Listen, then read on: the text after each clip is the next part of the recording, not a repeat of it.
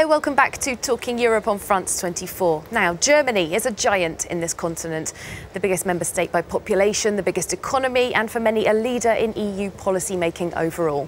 Chancellor Merkel has embodied all of this during her more than 10 years in office, lauded by many for her stability as other leaders have come, gone, been voted out and toppled. But if you've been following European news in recent days and weeks, you will be well aware that Germany and Angela Merkel have lost much of that reputation. The ruling government are shaken by internal splits over migration policy. Neighbours Austria and Italy now threatening to close their borders if a new German deal on handling asylum seekers goes into force. To get a closer look at what's going on in Germany over migration and its relationship with the rest of the EU, I'm joined by senior German MEP David McAllister, a joint British-German national, in fact, former Minister-President of the Saxony region and at times tipped as a potential successor to Angela Merkel herself. Hello, thanks for being with us. Merci. It's a pleasure to be here. Thank you. Well, I'd like to start off with that latest news about what's been going on with the German government. There is still turmoil and uncertainty about the migration question. The latest plan designed to quell this sort of rebellion from your CDU party's sister party, the CSU, includes a proposal to set up transit zones on the German southern border. Austria and Italy are very upset about this, threatening, as I said, at the time of recording at least, to close their borders with Germany. It's a big worry for German business, for one thing. How worried are you? Well, the last 2 weeks were enormously challenging for our party. We were at odds with our sister party, the CSU, on one detail, how to tackle irregular migration coming to Germany. We have now found a compromise. I think this is a good compromise, and now we are discussing how the compromise of CDU and CSU can be implemented into governmental politics, but of course we need the support of our coalition partner, the Social Democrats. In general, CDU and CSU always agree that we have to limit the number of irregular migrants coming to Germany. We need to organize our system more effectively, and I think we have now seen a way forward. And now there's a lot of work to do, and that's why not only Chancellor Merkel, but also Minister of the Interior, Horst Seehofer, have a lot to do. Certainly. And on that aspect concerning your European neighbours, Austria and Italy, do you believe that they're bluffing about closing their borders? Germany isn't closing our borders. What we have decided is that those migrants who have already applied for asylum in another EU country and then still come to Germany are taken to so-called transit centres where their procedure is checked, and if they're entitled to stay in Germany, they can stay, and if not, they have to return to the country where they were first registered. This is a consequence of the Dublin system. That's why Germany is just turning back to legal normality. Do you understand the Austrian and Italian position, however? They feel that they've taken an unfair burden of migrants passing through their territory, heading for much wealthier Germany. If Italy went through with its threat of closing the Brenner Pass, for example, that would have enormous consequences for many economies in the region. I completely understand that countries like Italy or Greece are in a special situation because they are located at the Mediterranean, and most of the migrants are coming across the Mediterranean to these countries. On the other hand, just look about how many migrants Germany has sheltered in the last 3 years.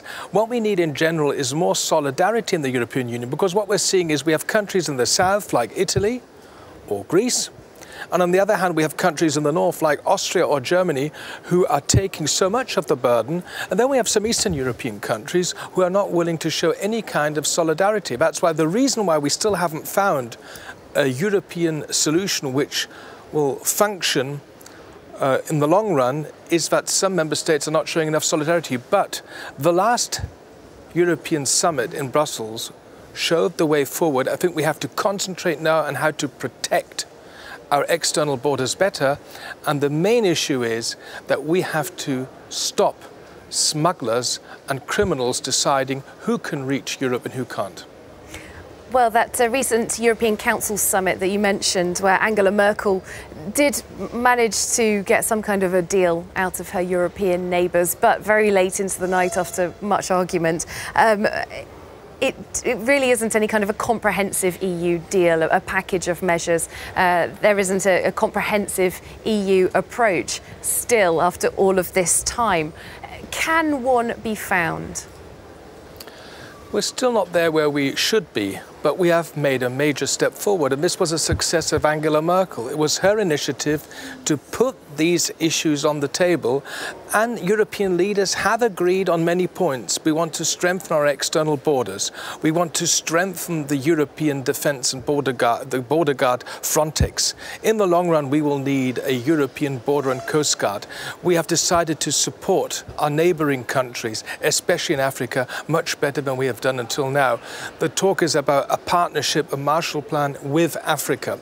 We have also decided to create these so-called disembarkation platforms, disembarkment platforms on a voluntary basis in neighbouring countries in Africa or in Europe. So we are going in the right direction, but still I would like to see more progress. What we need in Europe is not only a common European border protection system, but also a common European asylum and refugee system. Some have speculated that this episode, it does seem to have weakened Angela Merkel considerably, some predicting that it could bring about the collapse of her government and her own toppling as Chancellor. Do you see that as a possible outcome? Internal political debates happen in governments, they happen in coalition governments, they happen within parties. What we have to learn from the events of the last 2 weeks in our political family of CDU and CSU is that this shouldn't be repeated. We have to find solutions how we can discuss our internal issues internally and not on a stage open to the public for the last 2 weeks. So we have to do better, but Angela Merkel is a strong chancellor. She's in a coalition. She has a broad majority in the German Bundestag, and the European Council you referred to showed once again that Angela Merkel is still ready to show European leadership, successful European leadership. Early elections in Germany, not a possibility at this point then? I hope not. I think that the coalition government has a mandate for the whole 4-year period, and they should go the whole way. All right, well, I'd like to move on to some external issues, external to Germany, external to the EU, indeed. At that summit we were mentioning, we also had the EU leaders green-lighting the process of accession beginning for Macedonia as of 2019, also Albania. Now, Macedonia in particular is interesting case. I know that you, as head of the Foreign Policy Committee here at the European Parliament, have been very involved in that. Entry into the EU long blocked for Macedonia by this name dispute with Greece, which believes that its region of Macedonia should be the only place to hold the name of Macedonia. Now, there was a breakthrough on this recently. A deal has been found, but the story, as we know, is far from over. Just for our viewers, I'd like to bring you up to date with this report from our correspondent Laurent Rouy in Skopje. In Ohrid, in the south of Macedonia, these protesters are demonstrating against changing the country's name. They're organised by 47-year-old shopkeeper Klimen Noveski. He's gathered about 100 signatures on a petition. Keep the name Macedonia. Just Macedonia. Do I have the right to change your name? We've been protesting since the end of March, and we'll keep going. For 27 years, Greece has contested the country's right to call itself Macedonia and blocked Macedonian integration into the EU and NATO. Athens and Skopje recently came to a compromise of renaming the country Northern Macedonia, but that agreement has provoked a fierce reaction. We would like to give our opinion of using these terror politics to wipe out our identity and our history. Until 2017, the nationalist government conducted an identitarian policy which presented Macedonians as the heirs of Alexander the Great and built dozens of pseudo-classical monuments. That all changed when Social Democrats came to power in both Skopje and Athens. Nobody's happy with this compromise, because in fact, another country has imposed a name on us. This agreement with Greece is necessary for Macedonia to progress with European Union accession. There were another 3 protests in Macedonia during the same weekend. In the last week of June, the opposition led thousands of demonstrators to a tense confrontation with police. To break the stalemate, the Macedonian government promised a referendum in the autumn, a consultation fraught with uncertainties. So that's bringing you up to date on Macedonia. David McAllister, as I said, you're chair of the Foreign Affairs Committee at the European Parliament. Are you confident that there can be a solution for Macedonia? It seems there's so much opposition on both sides. First of all 6 countries in the Western Balkans have a clear European perspective, and I welcome that the EU has now decided to enter the concrete negotiations with Albania and Macedonia. Now, the name issue has blocked progress in this great country for many, many years. I welcome that finally Greece and Macedonia found the deal to give this country a new name, North Macedonia, and I do hope that the referendum in Macedonia, which will probably take place on the 30th of September, will be successful, and it will also be successful on the Greek side. This means in the end that North Macedonia now has a clear perspective, not only for NATO membership, but also for EU membership. Far too many years have been wasted on this question. And there does seem to be quite a sense of growing urgency on the issue of bringing the Western Balkans more closely into the European sphere of influence. Just for our viewers who might not have been following it that closely, why is that such a strategic importance to the EU? Is there a fear of Russia becoming the influencer in that region? Well, if you look at a map of Europe, the 6 Western Balkan countries are surrounded by EU member states. This region lies in the heart of the European Union, and with no other part in the world do we have such close cultural, historical, political and economic ties. That's why I believe that the European integration and the European unification process wouldn't be complete without the Western Balkan countries. What we are seeing in the last few years is growing influence of other powers. There's Russia, there's China, there's Turkey, there are the Arab states. And it's okay for them to try to gain influence, but what we must say as European Union is we must be strong in the Western Balkans, and we must make clear to the governments and to the citizens that the way forward is EU membership, and that's why I'm very active on this field. We mentioned Russia there, the EU's relations with Russia back on the agenda as the sanctions were renewed once again against Russia that were brought in after the annexation of Crimea. War is continuing in eastern Ukraine. These sanctions have been in place for a long time. They don't seem from the outside to be having much effect on the situation in Ukraine, and President Putin seems as hostile as ever towards Europe. Do you believe that the sanctions are having any effect? The sanctions are having effect, and the sanctions are the only tool we have. There cannot be a military solution for this conflict. We only have diplomatic tools, and this is a strong and very effective tool. In what way do you think they're having an effect? Well, the economic consequences are obvious. Mr. Putin and his political friends in Moscow are not happy. We're targeting individuals, and this is noticeable. Nobody is happy in the European Union that we have these sanctions, but the key to unlock this problem, the key is in the Kremlin. And if the Russian leadership started implementing what we agreed upon with them in Minsk, then we could see a possibility of loosening the sanctions. So what the Russians have to do is fulfill what was agreed upon in Minsk.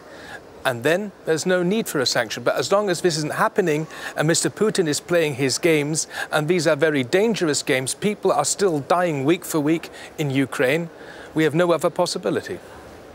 Now, just before we round up the interview, I did mention in my introduction that you are a German-British dual national. We know that continued speculation is going on over the progress of Brexit. The negotiations with the EU seem to be more or less stalled. There's a particular question mark over the likelihood of the UK and the EU finding a deal to put to the other member states by October of this year, which was the initial deadline. Surely that does look a bit unlikely at this point, doesn't it? Well, the clock is ticking, but we have to find a deal, even though we're running out of time. The UK will leave the European Union on the 29th of March 2019, and as you rightly said, end of October, perhaps beginning of November, we will have to find a deal. So we only have the summer and the autumn left, and what we need is an agreement on the details of the British withdrawal and also an agreement on the framework of our future relations. The ball is definitely in the British court. The British have to decide what kind of future relation they want with the European Union, and then we are ready to work on this. We didn't ask for this divorce, but we all understand in Brussels that we want to get this divorce done in an orderly manner so we can remain as close partners as possible with our British friends, even though we all, and especially me as being half British and half German, deeply regret that this great country has decided to leave the European Union. With all the hold-ups, though, internal splits in the British government, a no-deal Brexit does still seem possible. Well, a no-deal Brexit is a possibility, but it would be a nightmare. It's the worst case. And that's why I don't understand people saying that a no deal is better than a bad deal, because a no deal is the worst deal possible. It would mean the cliff edge Brexit. It would mean a major blow for our trade relations. So we call on the British government, make up your mind and let's find a compromise which is acceptable for both sides. Once again, this is a very, very challenging situation. This has never happened before that a member state wants to leave the European Union, but we respect the will and the democratic will of the British people, but let's get it done. And time is now really running out. Well, time has run out on our programme as well. Thank you very much. David McAllister from the CDU Party and the European People's Party here at the Parliament. Thank you very much. Thank you too. Thank you as well for watching. We'll see you soon for more European news on France 24.